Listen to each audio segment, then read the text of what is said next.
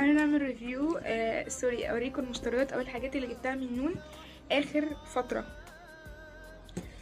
جبت حاجات اخر فتره من نون، هوريكم هي ايه جبت ايه.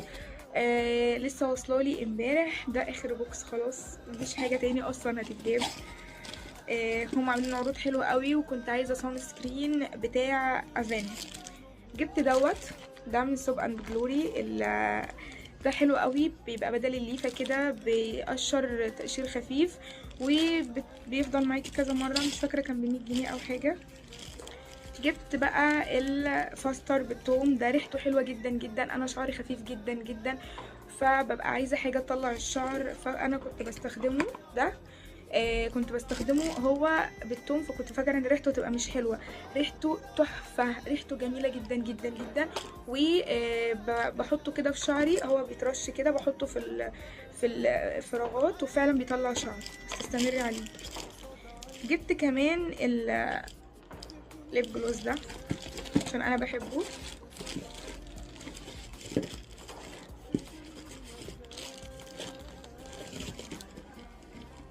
الليب جلوس ده من كاتريس. انا كنت عايزه اجيبه لانه كان عليه عرض، وهو اصلا حلو قوي، بيعمل كمان فوليوم للشفايف، واللون بتاعه حلو جدا جدا. هبقى اعمل لكم فيديو عن الليب جلوس بتاعتي، ده جبته.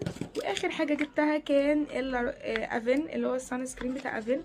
افين بيبقى اللي هو النوع اللي هو الكلينزنج ده، اقوى حمايه من الشمس. ده حلو قوي قوي، فانا يعني جايباه عشان اخليه كده، كان عليه يعني عرض. اخليه فور اويلي بليمنش، بيخلي الاويلي سكين، وبيخلي البشره مش بتلمع. ده مش ده الحمايه فيه عاليه. نوعه كلينزنج، فيه اللي هو نوعه اويلي. لا سوري، اللي هو بيبقى مرطب برضو، يعني بيبقى فيه ترطيب. ده لا، ده انتي بليمشنج ضد ما بيديش لمعه.